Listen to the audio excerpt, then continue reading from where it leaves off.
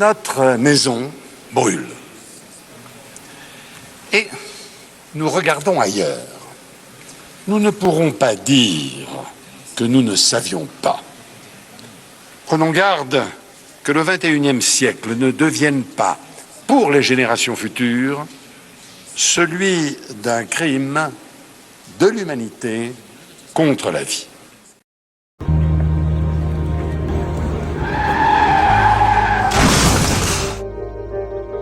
T'es qui, toi? Je suis la mort. Je suis mort? Ouais. Pourquoi t'es tout nu? C'est pas un concept qui existe ici. Pourquoi je suis tout nu? What? Non, tu ne peux juste amener aucune possession dans l'au-delà. Et rappelle-moi pourquoi t'es mort. Je regardais mon téléphone. Un bon Reels de Thibaut InShape sur comment bander même en hiver. Et ça valait le coup. Je crois pas, non. J'ai toujours cru que j'allais mourir de la cigarette. Non, ça tue pas, ça. For real? Non, même la Covid, c'est... La mort est complotiste? informé. C'est ironique, hein, mais en mourant, j'ai l'impression de vivre pour la première fois. Oh, la phrase vide. Oh, on m'a déjà dit mourir ça tue, mais... Oh, la phrase. C'est pas si corny que ça, là. Oh, t'es vide. Non, Oh, t'es mort con, en plus. J'aurais voulu dire un dernier truc à ma mère avant de partir. Qu'est-ce que t'aurais aimé lui dire? Que je veux sauver le monde. Oh, allez, vas-y. Allez, stop. Oh, vas-y, retourne-y. T'es lourd, là. Allez. Ouais.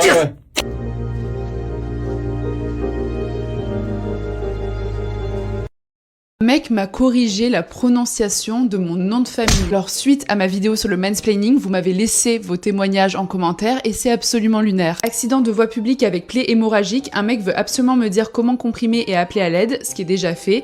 Je suis urgentiste et je bosse au SAMU. Formidable. Un type qui demandait à mon mari de le dépanner informatiquement alors qu'il savait que c'était mon métier. Du coup, mon mari me demandait avant d'aller l'aider.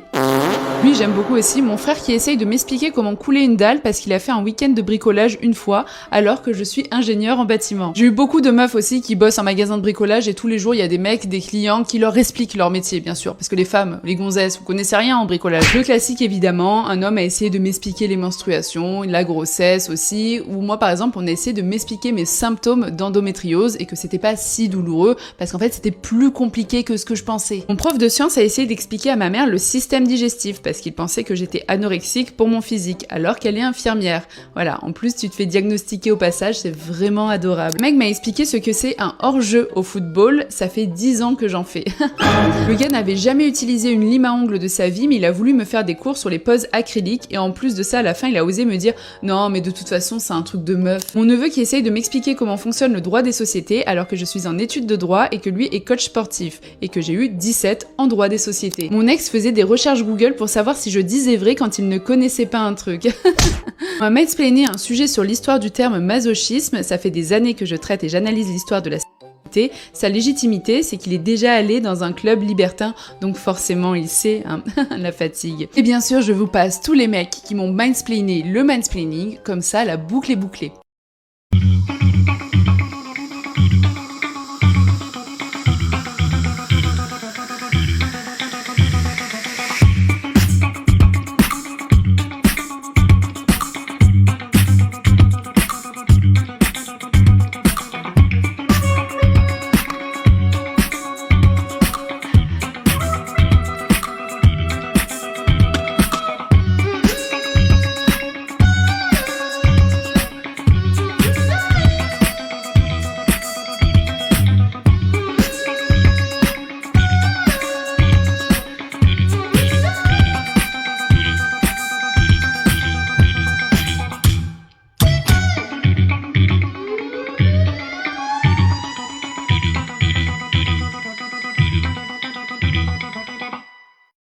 Allez, c'est bon, j'ai un nouveau truc là, parce que comme j'en ai marre de m'énerver contre les autres automobilistes sur la route des vacances, je me suis fait plein de chansons là, je me les suis foutu dans la bagnole, j'ai plus qu'à rouler fenêtre ouverte, musique à balle, et à partir de là, il n'y a plus qu'à choisir la bonne chanson au bon moment. Si vous voulez, je vous partagerai la playlist, vous allez voir, c'est parfait ça.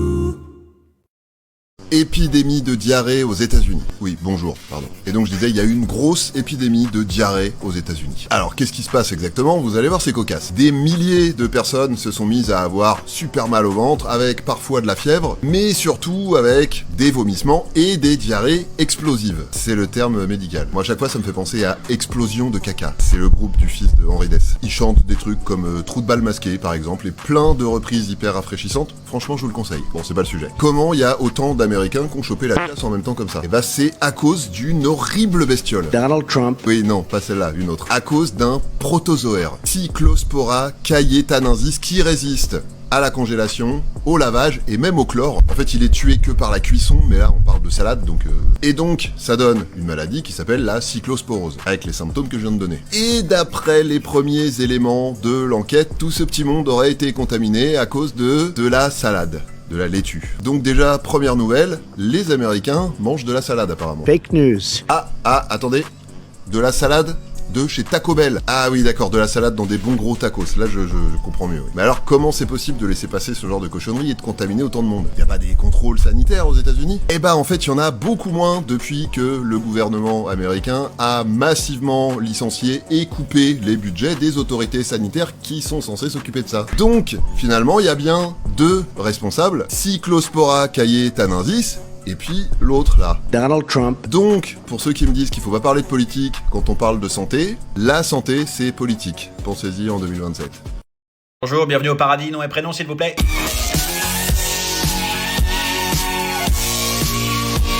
Moi c'est Kavinsky. Ah ouais, Kavinsky avec l'histoire du jeune homme qui se tue en Ferrari Testarossa dans les années 80 et qui renaît en tant que zombie. J'adore votre storytelling, hein, c'est super. Je vous remercie. Le souci c'est que là vous êtes à la conciergerie du paradis. Je veux dire, moi je suis secrétaire et on fait dans les vrais morts. On fait pas dans les faux morts comme ça. L'histoire est vachement bien, mais il faut que vous soyez vraiment mort. C'est ça le problème, je crois. C'est que je suis vraiment mort. On m'a retrouvé dans mon appartement parisien hier soir. Ha! Elle est bonne celle-là. Attendez quoi? Mais c'est une connerie, il y a un problème dans l'administration, là, c'est une fake news. J'ai bien peur que non. On avait dit pour les idoles de jeunesse, là. Je suis désolé, j'ai fait ce que j'ai pu. Vous aviez que 50 ans. Il vous reste encore la moitié de la vie à faire. Et puis c'est que je vous ai vachement écouté quand j'étais adolescent. Hein. Ah bah oui, à la sortie du lycée avec les écouteurs dans le bus. Votre musique c'était un peu comme conduire une vieille décapotable sur une route toute droite avec un coucher de soleil. Bon bah sauf qu'il n'y avait pas de décapotable, hein, ni de route, ni de coucher de soleil. Voilà, c'était plutôt moi au lycée en train de me faire harceler avec un appareil dentaire et des boutons. Je vous remercie. Bon bah vous êtes attribué au secteur de la French Touch. Alors, ça me fait chier de vous dire ça. Hein. En tout cas, vous avez été bien connus, hein. Les gens, ils avaient la vision, ils avaient la proto-vision. C'est le nom d'une de vos musiques, c'est pour ça. On va vous mettre une cabine téléphonique à proximité si jamais vous voulez passer des night calls. Ouais. Bon, bah voilà, c'est le moment, je crois. Vous pouvez rentrer, allez-y. C'est au fond, à gauche, puis à droite, puis à gauche. Enfin, vous allez voir.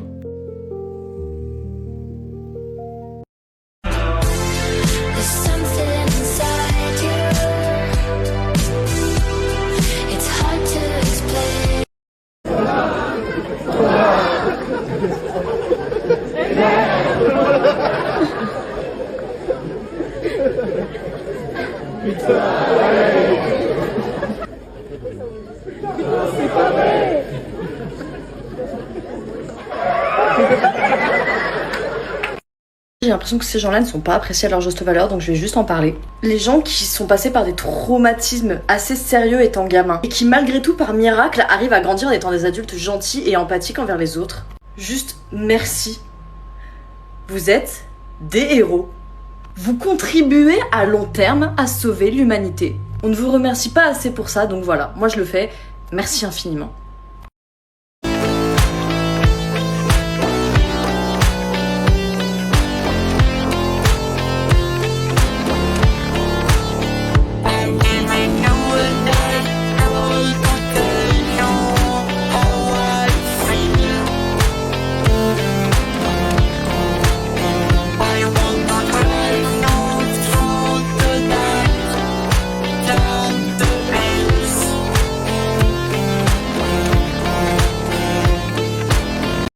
Monsieur le maire d'Amboite, oui la France brûle, mais moi je suis en vacances à la Baule, donc je peux pas y faire grand chose. Mais rassurez-vous, de toute façon le gouvernement est en train de préparer un maximum de réunions. Enfin beaucoup de réunions, une réunion cette semaine ou la semaine prochaine, ou dans 15 jours.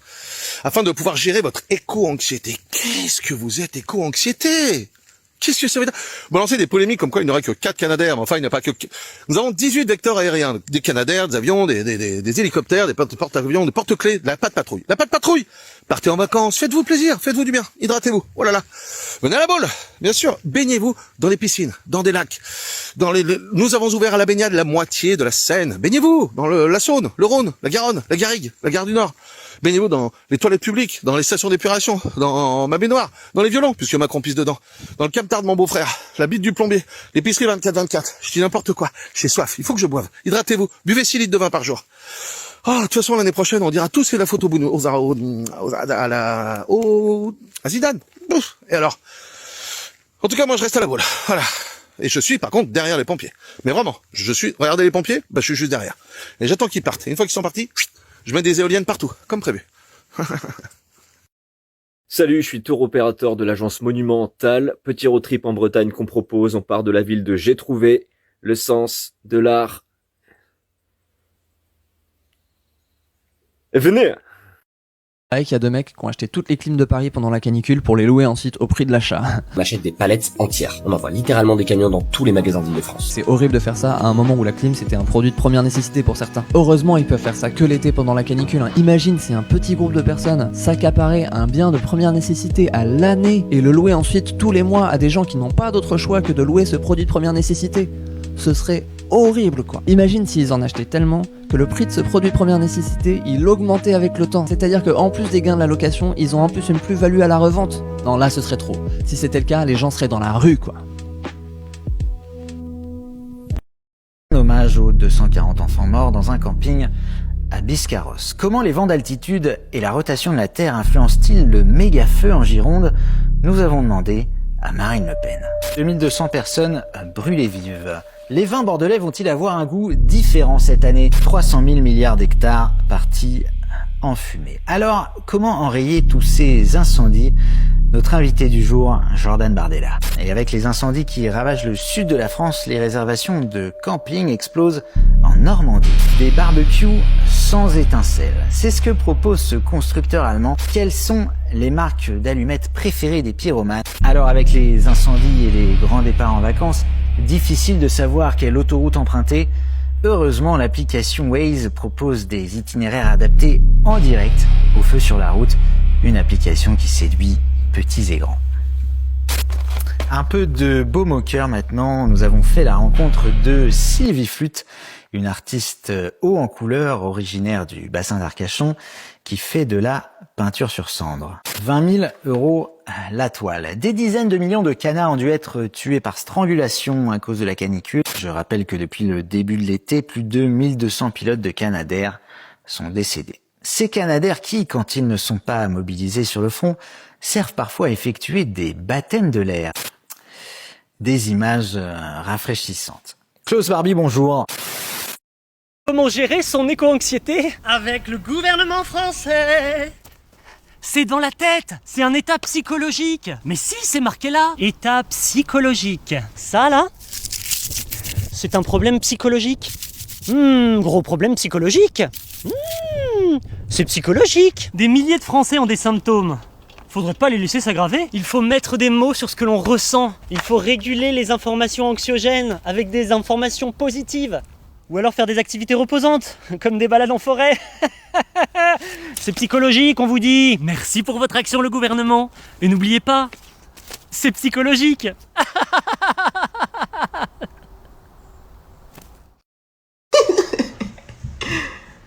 Wait.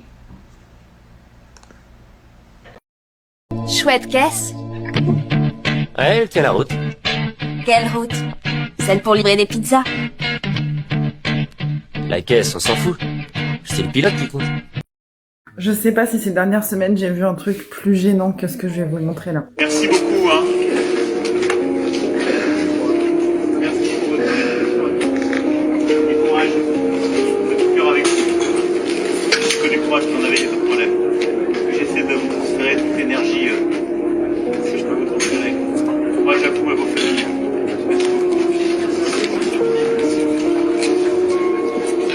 juste la tête des pompiers qui le regardent médusé.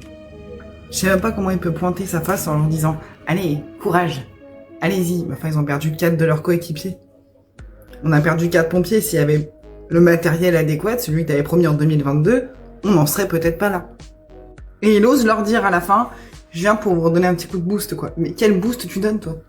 À chaque fois que t'apparais quelque part, la misère s'installe, sous toutes ses formes. Va-t'en, nom de Dieu, va-t'en. N'ose pas montrer ta tête à des gens véritablement valeureux, courageux, en leur disant que t'es passé 3 heures, que tu leur as raconté des énormes sornettes et que t'as vécu de tout cœur. On s'en bat les couilles. Voilà, on s'en bat les couilles. Parce qu'on est très trop nombreux, pour que ça reste légitime que tu sois là, à ne pas te rendre l'appareil. On n'est pas de tout cœur avec toi, du tout. On peut reprocher beaucoup de choses aux boomers, mais on leur enlèvera pas leur enthousiasme, leur optimisme, leur joie de vivre. Hier, j'appelle mon père, je suis au fond du seau, il me dit « Mais qu'est-ce qu'il y a ?» Ah, je sais pas, le monde part en fumée et Macron file la Légion à Patrick Pouyanné. Ah, tu réfléchis trop, tu sais, nous on réfléchissait pas autant. Hein. Exactement, papa, et c'est là tout le problème. En fait, un boomer, c'est une espèce de bébé à qui on a confié un 12 tonnes à conduire et là, oh, mais c'est trop marrant, ce chamboule tout. Mais tu sais quoi, de notre génération, les 35-45, je trouve qu'on est encore pire. Parce que les boomers, à la limite, ils savaient pas ce qu'ils faisaient. Nous, on sait pertinemment ce qu'on fait et on continue. Nous, on est un gosse de 6 ans qui fout un pétard dans le cul d'une grenouille parce que ça le fait marrer. Ah, mais j'aime trop prendre l'avion, j'aime trop aller en Thaïlande. Ah, j'aime la Thaïlande, c'est un climat tropical. Tu veux un climat tropical? Pars à Dunkerque en train.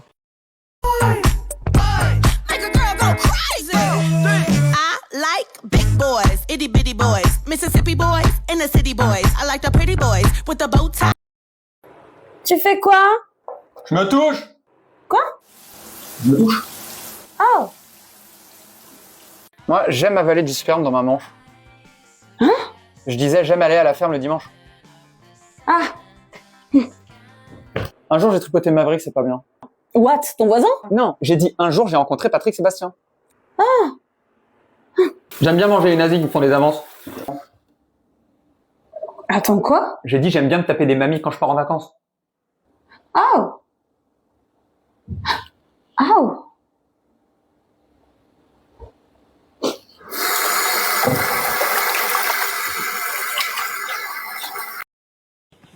Encore en retard, Yacine? Oh, c'est quoi l'excuse cette fois? La voiture, elle démarrait pas. Pourquoi elle démarrait pas? Parce que j'étais pas dedans. Yes, no, maybe. I don't know. Quand vous aurez besoin d'arguments supplémentaires, dites-vous que cette semaine, les autistes ont parlé spontanément météo. Voilà, ça vous donne une idée de la gravité de la situation.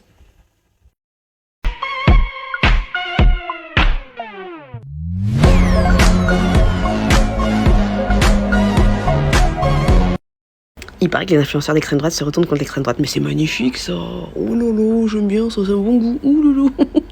Tout ça à cause de la loi qui interdit les réseaux sociaux aux moins de 15 ans. Parce que du coup, il faut s'identifier. Et l'anonymat sur les réseaux sociaux et sur internet, grosso modo, ça va être plus possible. Et ça, les influenceurs d'extrême droite, ils aiment pas. Ils se disent, attends, comment je vais pouvoir être raciste discrètement? Comment je vais insulter furtivement? Et les menaces de mort en faisant profil bas, comment je vais faire moi? Ils sont pas d'accord. Ils sont là, mais attendez, non. Mais ma liberté, j'ai le droit de dire ce que je veux sans que personne ne sache que c'est moi.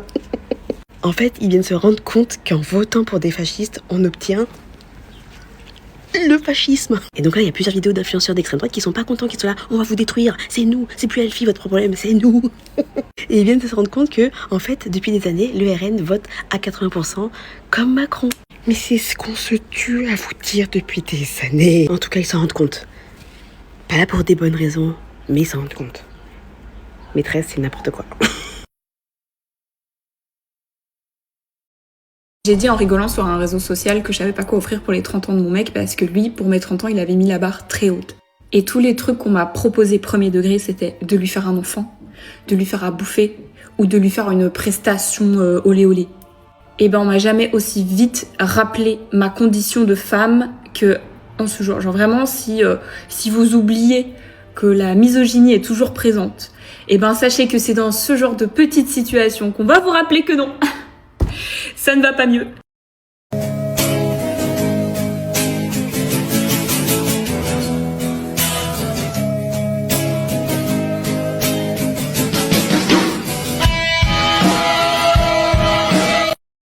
viens d'assister à une situation à la pharmacie qui m'a vraiment énervée et je suis choquée que ce genre de discours puisse encore être tenu en 2026 parce que c'est dangereux de dire des trucs comme ça. Donc moi je suis à une caisse ici, je récupère mon traitement pour ma pathologie et juste à côté de moi il y a une autre caisse et il y a une jeune fille de, je sais pas, 17 ans qui arrive et qui demande conseil. Déjà, un truc que je supporte pas à la pharmacie, c'est quand quelqu'un chuchote et essaye de ne pas se faire entendre par tout le monde et que les pharmaciens ne font aucun effort pour la confidentialité et hurlent dans toute la pharmacie « Ah, vous voulez la pilule du lendemain ?» La meuf chuchote. Est-ce que tu peux respecter ça en fait? Donc évidemment, j'ai entendu toute la discussion et la jeune fille demandait conseil parce qu'elle a eu un rapport avec son petit ami et le préservatif a lâché. Et elle demandait est-ce qu'elle devait prendre la pilule du lendemain, à savoir qu'elle avait ses règles en ce moment, donc elle savait pas si on pouvait vraiment tomber enceinte quand on avait ses règles. La pharmacienne, elle lui dit bah si vous avez vos règles, vous allez pas tomber enceinte, avec un mépris mais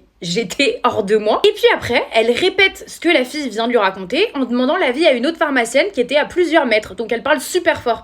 Oui, donc la jeune fille, elle a eu un rapport avec son copain, puis le préservatif il a craqué. Mais elle sait pas si elle doit prendre la pilule du lendemain parce que elle a ses règles. Donc bon, a priori, il y a vraiment très peu de risques qu'elle tombe enceinte, non? Qu'est-ce que t'en penses? Et donc l'autre pharmacienne arrive. Donc tout ça évidemment, t'as tout un public qui écoute, alors que la nana parle de sa vie intime et qu'elle avait envie de garder ça privée, ce qu'on peut comprendre. Et la deuxième pharmacienne, elle est là, elle sait pas trop si elle doit lui recommander ou pas de prendre la pilule du lendemain parce qu'il n'y a pas beaucoup de risques. Mais en fait, on s'en fout qu'il n'y ait pas beaucoup de risques. La question, c'est pas de savoir s'il n'y a pas beaucoup de risques. La question, c'est de savoir est-ce que c'est possible de tomber enceinte quand on a ses règles? Et la réponse est oui. Enfin, je veux dire, il n'y a pas besoin d'avoir un bac+10 pour être au courant de ça. Dites-vous bien une chose, c'est qu'un spermatozoïde, il peut survivre pendant 5 jours à l'intérieur de vous. Donc, si vous n'avez pas de moyens de contraception, si le préservatif a craqué, on s'en fout de la situation, est-ce que vous avez vos règles, pas vos règles, etc. C'est possible de tomber enceinte. Comme la fille, elle était inquiète et on peut totalement la comprendre, la pharmacienne, elle a fini par lui donner la pilule du lendemain. Mais limite en mode, bon bah si ça peut vous rassurer, mais c'est quoi ces conseils de merde? C'est quoi ce manque de bienveillance et d'information? Parce que pour moi, le pharmacien, il a un rôle d'information. Ça me paraît logique qu'il vaut mieux prendre une pilule du lendemain sans vraiment savoir si ça va nous servir, plutôt que de ne pas la prendre et tomber enceinte et devoir avorter. Enfin, en termes de gravité de la situation et de conséquences, je pense qu'il faut mieux prendre une pilule du lendemain. Ça m'a tellement énervée que j'ai failli courir après la fille parce que j'avais pas fini d'être servie. J'ai failli lui courir après dans la rue pour aller lui parler, mais je me suis dit vas-y, c'est pas mon rôle. Mais j'étais à 2 doigts tellement j'étais vénère en fait. Bon écoute, c'est plutôt simple. Ici t'as la première et là la 6e pour l'autoroute. Et le point mort. T'as compris? La situation est clairement catastrophique. Je suis interne de psychiatrie, actuellement en semestre aux urgences, et mes collègues m'ont clairement expliqué qu'ils n'ont jamais vu autant de personnes consultées pour idées suicidaires, ce qui n'est pas habituel et surtout pour cette saison de l'année. Et la deuxième raison qui rend la situation encore plus catastrophique, c'est que ça fait plusieurs jours que mes collègues et moi sortons de consultation avec une recommandation d'hospitalisation pour les patients que nous venons de voir. Mais lorsque nous nous renseignons sur les places disponibles à l'hôpital, nous constatons qu'il n'existe aucune place, y compris en doublant des lits. Tout l'hôpital est plein à craquer. Et donc ça veut dire que nous sommes obligés de faire rentrer à la maison des personnes qui ont des idées suicidaires et qui nécessiteraient une hospitalisation. Bien sûr, nous mettons en place des alternatives afin qu'ils soient quand même mis en sécurité et qu'ils ne soient pas laissés sans solution. Nous sommes obligés donc d'organiser des consultations post-urgence où les personnes doivent se représenter aux urgences dans les jours qui suivent pour réévaluer la situation et voir si les places se sont libérées. C'est ça la réalité du terrain aujourd'hui, l'été 2026. Les vieux, ils sont trop en mode non, mais pas tes coudes sur la table, c'est mal poli, et après ils disent un truc raciste.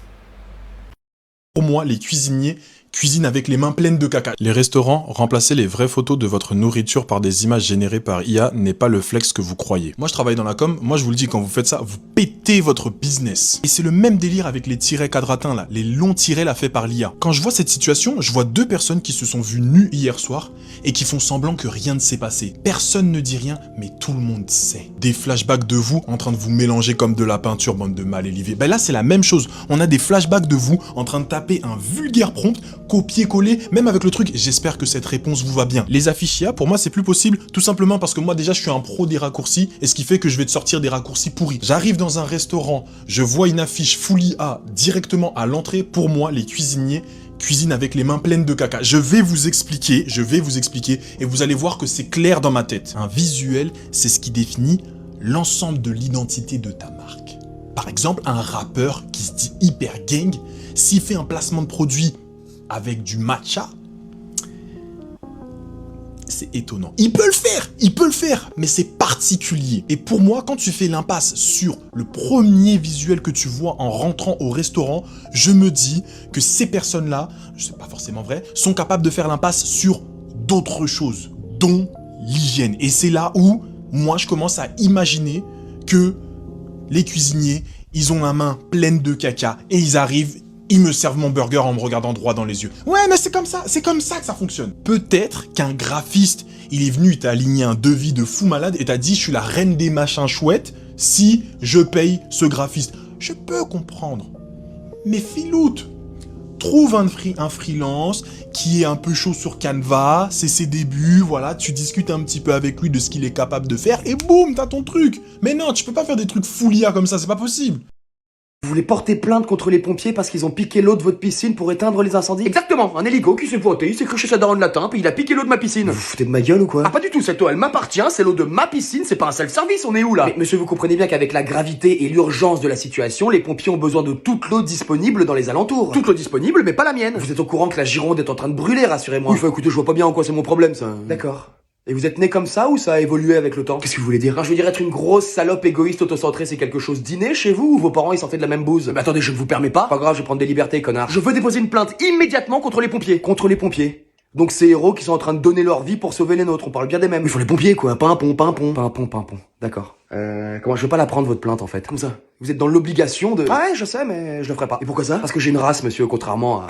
Je me plaindrai au préfet. Très bonne idée. Elle aussi, elle a l'air d'être contre le fait d'aider son prochain. Vous allez bien vous entendre. Quand je vous regarde, mais j'ai mal à ma France. Ouais, bah moi quand je vous regarde, j'ai mal au cul et j'ai la gerbe. Hein, donc voyons, on fait tous des efforts. J'ai jamais vu ça.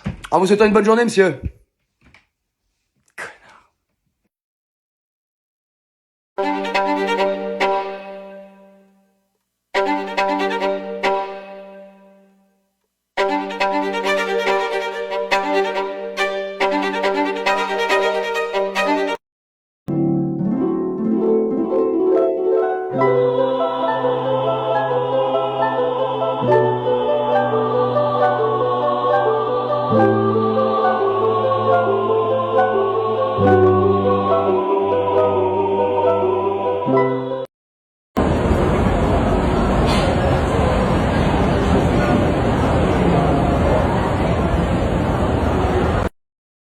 Pardon, excuse-moi ma gueule, je voulais juste te demander, il me semble que je t'ai acheté un lit. Et là... Ah pardon! Non mais je voulais pas te déranger. Excuse-moi. Non, t'as raison, pardon. Mais quelle insolence de ma part au final. Non, t'as raison, reste là, c'est bien. C'est un très bon lit. De toute façon, moi, je vais pas pouvoir travailler du coup. Ah c'est dommage. Non, c'est dommage, je voulais faire mes mails. Oh mince alors. J'y vais? Attends le bisou et tu m'envoies un message quand t'es arrivé, hein. Tu fais attention à toi. Salut. Faut que j'achète de quoi faire une tarte, il nous reste de la crème, c'est super. Bon, pour les courses, on a besoin de quoi? On va chercher de la bière. T'as vu le temps que t'as mis pour faire des courses? Bah écoute, j'ai croisé une amie d'enfance, forcément, on a reparlé. 5 minutes top chrono les courses. Plus rapide qu'au lit. Tu peux venir m'aider pour les courses? Ah, j'arrive. Bon, tu viens m'aider? Oh putain. Réveille-toi. Mais t'es folle! Tu fais attention parce que sinon je vais m'énerver, hein. Fais gaffe parce que je vais m'énerver. Oh putain. Bon voilà, j'ai fait à manger, j'ai fait un petit truc rapide, hein. C'est 3 fois rien. Bon voilà, j'ai fait à manger à table. Ça se mange. Enfin un jour de repos, il y a du repassage à faire. Un jour de congé, ça va être super. Il y a du jardinage à faire. Je peux avoir un peu d'argent pour partir en soirée, s'il te plaît? Tiens, j'ai un petit billet de 5 €. Bon, tiens, un billet de 50, mais tu me ramènes du pain.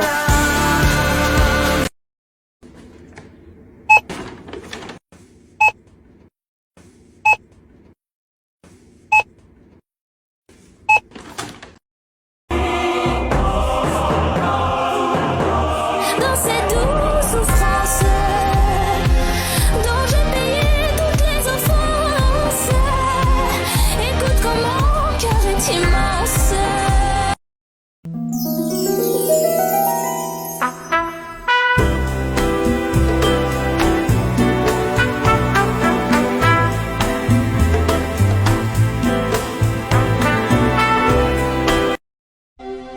la majorité des gens portent un masque.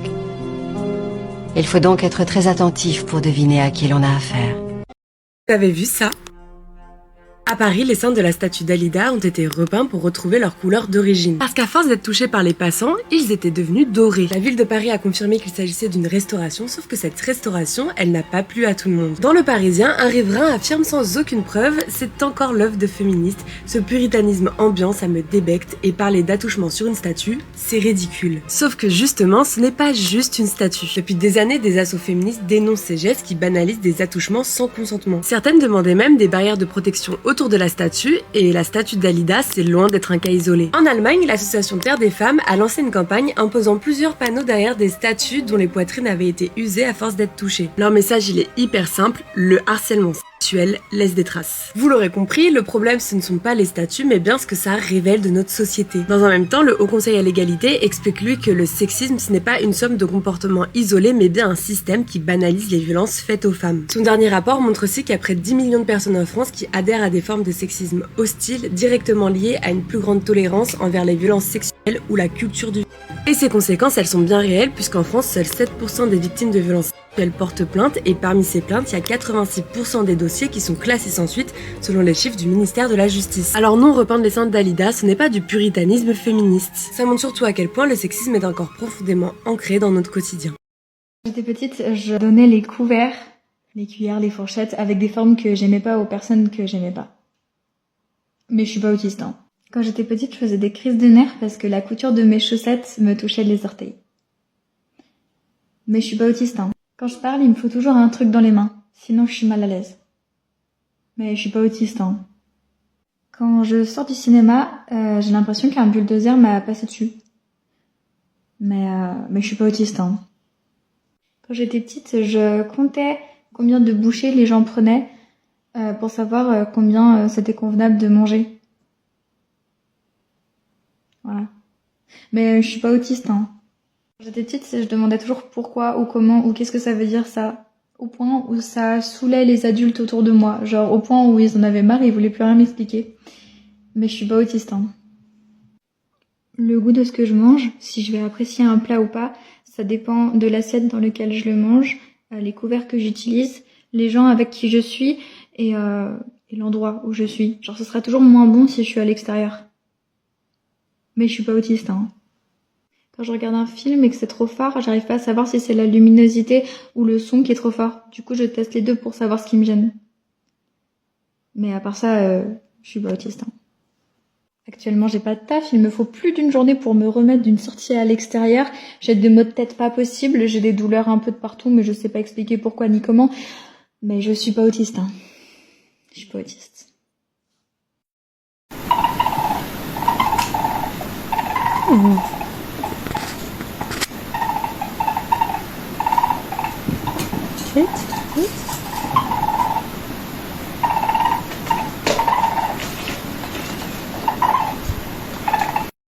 De se dire que personne n'a compris que t'étais en train de souffrir, mais par contre, là, ils ont remarqué que tu t'énervais un peu plus vite. Ah, ça par contre, ça c'est dérangeant. Parce que oui, avant de juger, bah, ce serait plus intéressant de poser les bonnes questions. En vrai, quand t'es autiste, c'est dur de voir ton consentement comme quelque chose de radical. Et je pense que c'est une des raisons pour lesquelles les personnes autistes sont autant... Mais c'est une dinguerie parce que dès que t'es gosse, on t'engueule dès que tu veux respecter ton consentement. T'aimes pas être touché, on t'engueule pour que tu touches, pour que tu fasses la bise à ton tata, tu détestes ça.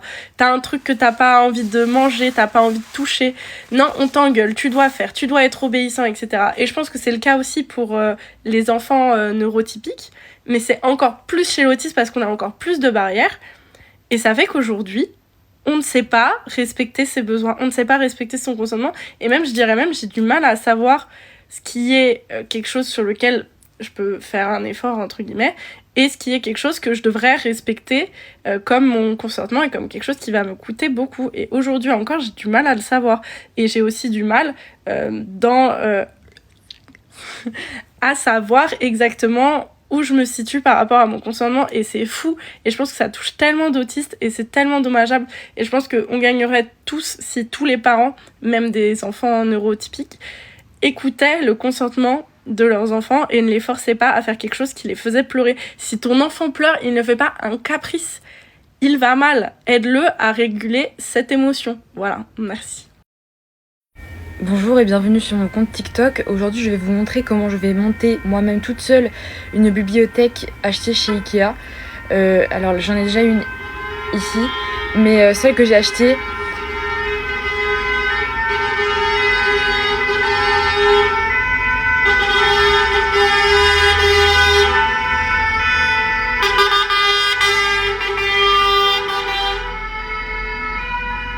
C'est toujours sur moi que ça tombe.